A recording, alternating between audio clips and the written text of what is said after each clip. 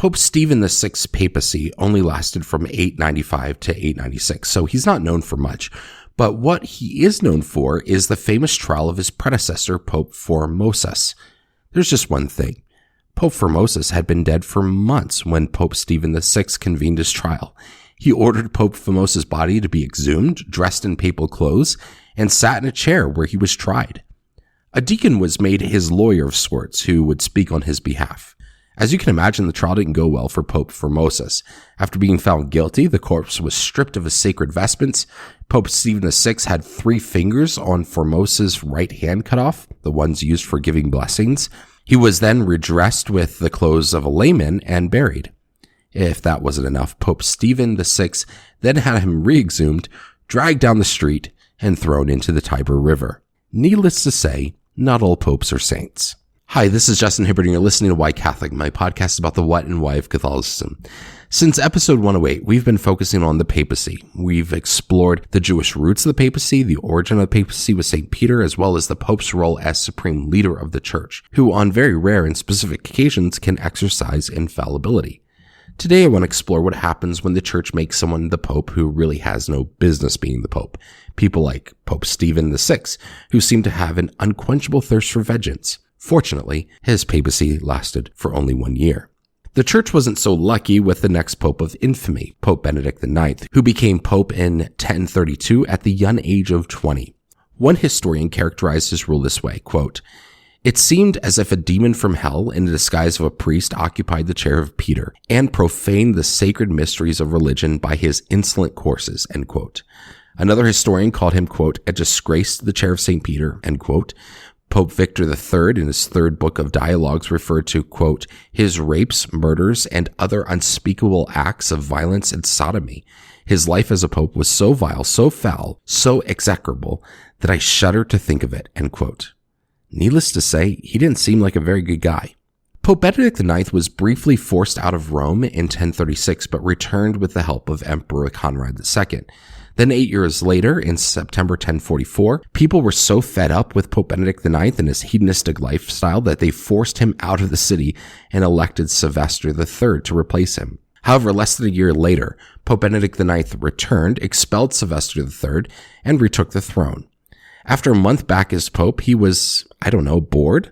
So he chatted with his godfather about resigning. He offered his godfather the papacy for some money, and his godfather obliged and became Pope Gregory VI. A year later, Benedict IX returned and seized Rome, though his godfather, Gregory VI, was still recognized as Pope. Meanwhile, Sylvester III, who was previously elected Pope and then exiled by Benedict IX, was like, "Hey, guys, I'm still the Pope." In 1046, Popes Benedict IX and Sylvester III were officially deposed, meaning they were removed from office, and Gregory VI was asked to resign since he bought the papacy, and instead Clement II was elected Pope. However, Clement II ruled for less than a year before he died, and wouldn't you know it, Benedict IX returned like a bad cold. Eventually, Benedict IX was excommunicated and exiled after his 3rd attempt as supreme leader of the Church. Apparently, and eventually, he gave up and repented of his sins, one can only hope. Pope Benedict IX holds some records. Bad ones, really. He's believed to be the 2nd youngest to be elected to the chair of St. Peter, only a couple of years older than Pope John XII. He's the only pope to sell the papacy, and he's the only one to be pope more than once. What a guy.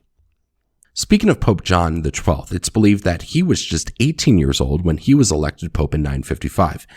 That sure makes Jude Law's character on the Max show, The Young Pope, look rather old. Let's just say that Pope John XII's frontal cortex was not fully developed. Like other popes, he also served as the Prince of Rome, splitting his time between the sacred and the secular. However, he was more interested in his political role, particularly with respect to the papal states, than he ever was with shepherding Jesus' flock and leading by holiness. There was really nothing holy about His Holiness Pope John XII either. He basically turned the Vatican into a brothel, had lots of mistresses, and is considered by some as the pope with the worst reputation. According to legend, Pope John XII died in 964 around the age of 27 when he was thrown out of a window by a man who found him in bed with his wife.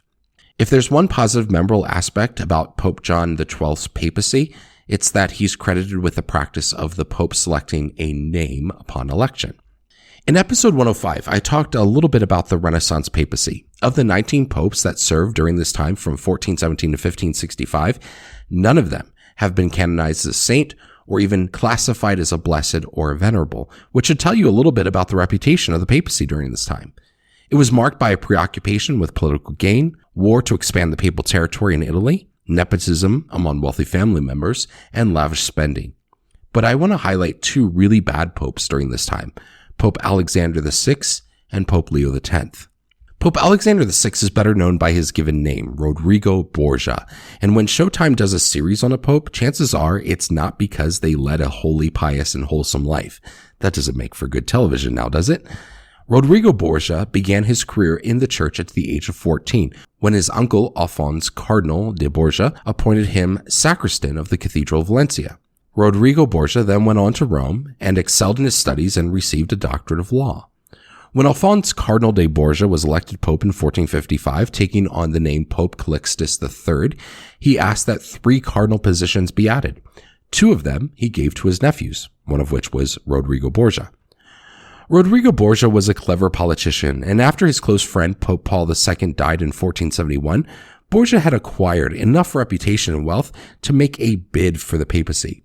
However, recognizing his chances of being elected pope were slim, he instead positioned himself as kingmaker, or I guess in this case, pope maker, gathering the votes to make Francesco della Rovere Pope Sixtus IV.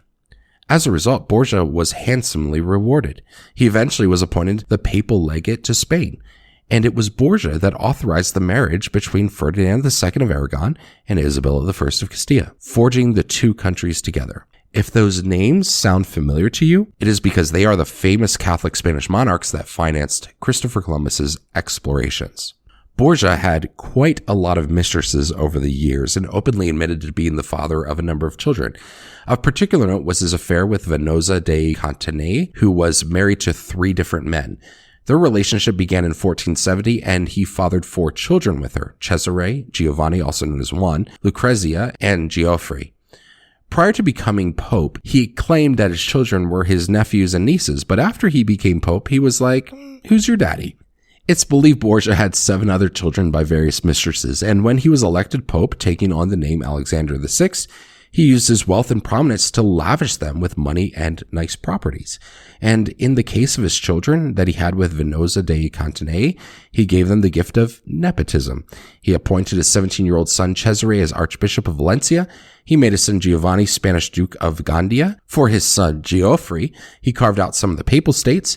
And for his daughter Lucrezia, he annulled her marriage so that she could marry the Duke of Bisceglie. He made other savvy political maneuvers for the benefit of his family, including annulling French King Louis XII's marriage with Joan of France so that the French king could marry Anne of Brittany.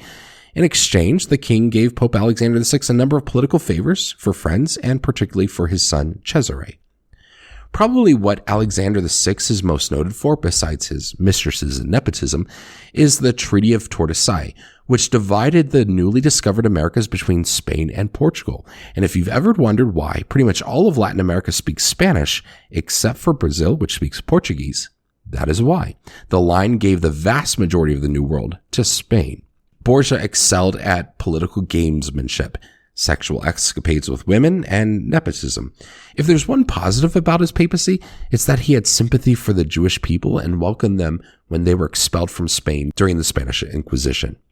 Before I conclude on Pope Alexander VI, if you do watch the show The Borgias, I think it's important to note that it depicts a lot of the sultry rumors about the Borgias as though that's what actually happened. For example, it's often rumored that Cesare was the model for Renaissance artists' depictions of Jesus, particularly Leonardo da Vinci's depictions, but there's very little evidence that such a claim is true. Also, after Lucrezia had her marriage annulled with Giovanni Sforza accused her and her brother Cesare of incest. These sultry rumors make for a more salacious show, but they're likely not true. Nonetheless, Alexander VI's papacy had more than enough drama on its own. After his death, his rival and successor Julius II, on the day of his election as pope, declared, quote, "I will not live in the same rooms as the Borgias lived. He desecrated the Holy Church as none before," end quote. The Borgia apartments that Alexander VI had commissioned with elaborate frescoes remained sealed until the 19th century. Let's turn our attention to another notorious pope, Pope Leo X. His given name was Giovanni di Lorenzo de' Medici, a member of the prominent wealthy Italian Medici family.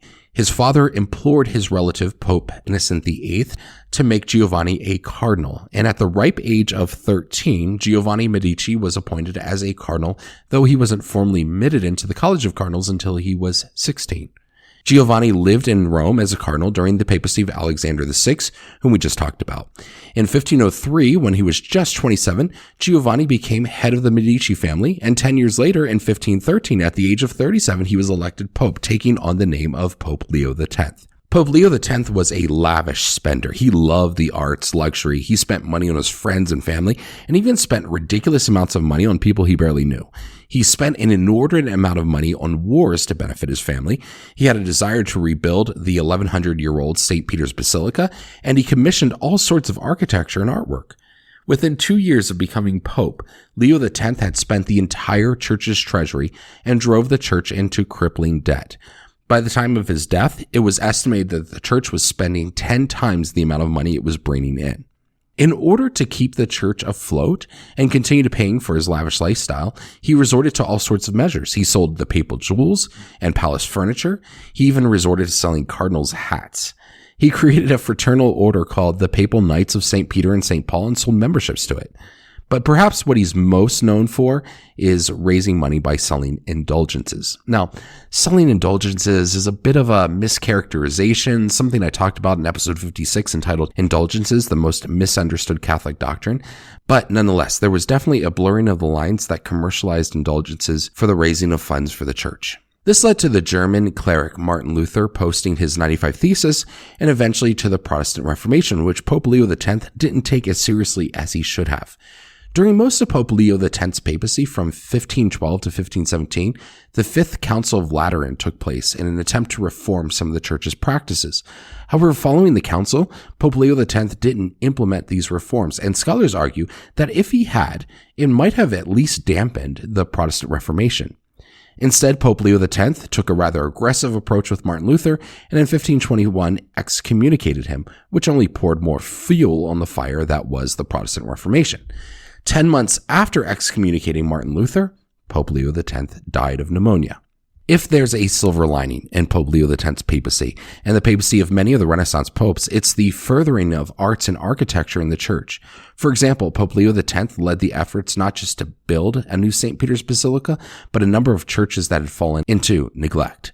So when you go to Rome and see the amazing church architecture and the frescoes, just remember, many of it didn't come out of the apex of church life. Much of it came out of its lowest point, led by hedonistic, power-hungry, warmongering popes who drained the church's treasury. I want to leave you with a few comments about these bad papal examples, and the first has to do with what I just mentioned.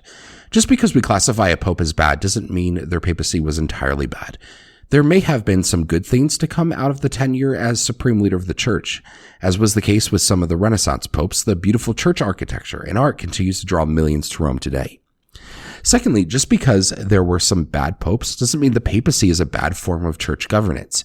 When Jesus chose Peter to be the leader of his church, do you not think he didn't know who Peter's successors would be? When God established the role of priests, beginning with Aaron, didn't he realize that there would be priests who would abuse their office? In fact, Aaron's 2 sons profaned the priesthood. God knew these bad actors would occupy the very positions of leadership he established. That didn't stop him from establishing this type of governance. I think all of us can think of a president or 2 or 3 that has been bad for the country, yet I don't hear many people say, see, this is why we shouldn't have a president or this type of government. Some people might point to these examples and say, see, this is why the idea of a pope is dangerous. No, what's dangerous to the church is electing a person who does not exhibit the spiritual character and the qualities necessary for the chair of St. Peter. When we take a look at great popes in history in the next episode, we'll see how the office of the papacy combined with great leaders with servants' hearts was incredibly beneficial not just for the church, but the entire world. Let me take a second to address the Protestants out there that call the Pope the Antichrist. Such claims are absolutely foolish. I can sympathize with Protestants that point out the rather awful popes and speak to the dangers of the papacy. I used to be one of those people. But I think there's this tendency to look at these bad popes and say, see, Pope so-and-so was evil, therefore all popes are evil. That's like saying your great relative was evil. That makes everyone in your family evil, including you. People who say this nonsense should not be taken seriously. They lack reason and scholarship.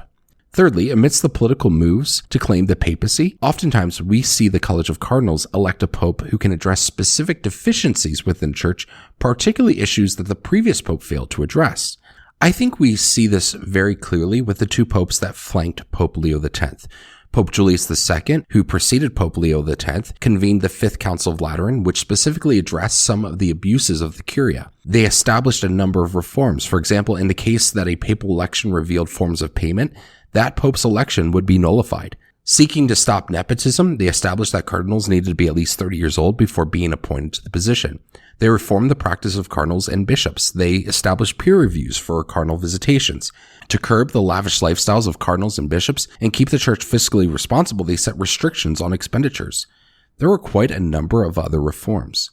Then following Pope Leo X's death, the College of Cardinals did something radical. They elected a non-Italian, a Dutchman who became Pope Adrian VI.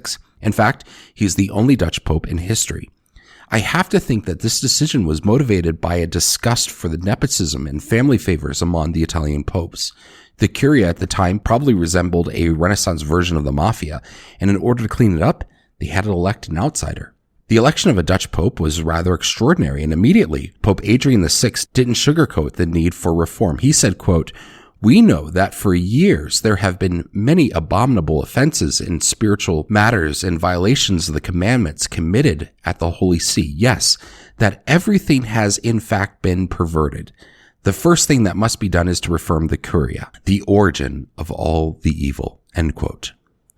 Unfortunately, Pope Adrian VI died less than 2 years after becoming pope, and his efforts to reform the Curia were left largely unfulfilled. After Adrian VI, it would be another 455 years before the College of Cardinals elected another non-Italian, a Polish pope this time, who took on the name John Paul II. So why all the Italian popes?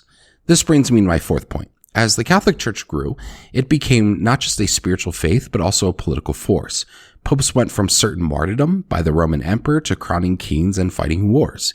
Considering the Vatican controlled most of the Italian peninsula called the Papal States, it made sense that the leader came from that area. However, perhaps the greatest gift to the papacy has been the loss of the Papal States and the shrinking of political power.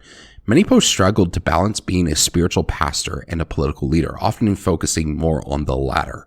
With the reduction of political priorities, the College of Cardinals can focus more on electing popes who are first and foremost spiritual leaders. I think this is why we've seen a resurgence of saintly popes in the 19th and 20th and 21st centuries. Just take a look at Pope Benedict XVI, who succeeded Pope John Paul II. The man, if nothing else, was a theologian and scholar, having published an astounding 66 books. Had the Vatican still been this political force with an army to protect swaths of land, I can't imagine we'd see a pope like Benedict XVI. Let me conclude with this. How should faithful Catholics take a stand against bad popes? For example, I know many Catholics that have a distaste for Pope Francis, particularly with respect to some theological comments he's made, the restrictions of the Latin Mass, and some confusing papal decrees like Fiducia Supplicans. By the way, I'm going to do a whole episode on Pope Francis, so stay tuned. But going back to the question, how should we respond? First, let's remember that the Code of Canon Law actually instructs the faithful to hold our pastors accountable. However, by and large, as a society, in the age of social media, we're awful at doing this biblically and tactfully. I see so many, including priests, just take aim at Pope Francis on social media, and this is really bad form. Jesus instructs us to take up grievances first privately. Consider the case of St. Catherine of Siena, who wrote private letters to Pope Gregory XI. More recently, we've seen the example of Cardinal Burke, who published his criticism of Pope Francis only after a number of attempts at private correspondence with the Holy Father. We have to remember that the Pope is our Holy Father. Our church fathers, just like our earthly fathers, are not perfect. How we disagree with them while respecting their role and position says a lot about our character. The Ten Commandments tells us to honor our parents. It doesn't say honor our parents, but only when they're good. It just says honor your father and mother. That doesn't mean always agree with them. That doesn't mean we remain silent when they act poorly. I think honoring means seeing them and treating them like human beings, like a friend. Putting ourselves in their shoes and saying, if I were in error, how would I want someone to correct me? And then lovingly offer correction. I think ultimately what motivates people to take aim at the Pope on social media is fear. I think we're afraid of the damage that the Pope can and will do to the church. And I think it would be good to take a step back and just compare someone like Pope Francis to Borgia, aka Pope Alexander VI. Really two very opposite people on so many levels. Coming from an anti-Catholic Protestant who characterized the papacy by the worst popes, Pope Francis is a saint. More on that in a couple of episodes from now. More than anything, these bad popes testify to the promises of Jesus and the power of God. Jesus told Peter the gates of hell will not prevail. And I can't think of a greater testimony to that than these evil popes. You could literally put a servant of Satan on the throne of St. Peter and the gates of hell will still not prevail. Can evil popes damage the church and her reputation? Absolutely. But destroy it? Nope. Not even a chance. In the end, it's ultimately the Holy Spirit at work protecting the bride of Christ, even when the vicar of Christ fails in his responsibility. The gates of hell will not prevail. The gates of hell will not prevail. Thank you for joining me for Why Catholic. Be sure to subscribe to Why Catholic wherever you get your podcasts. And you can also subscribe to my Substack site and get the next episode in your email inbox. As a subscriber, you get a special discount code to the Why Catholic Etsy store. If you've been blessed by this podcast and you're feeling generous, there's also a way to financially support it, and patrons get some extra perks. To become a free subscriber or a patron, just go to whycatholic.substack.com/subscribe. Also join me on Instagram at whycatholicpodcast, all one word. Thanks again for listening. My name is Justin Hibbard, and this is Why Catholic. God bless you.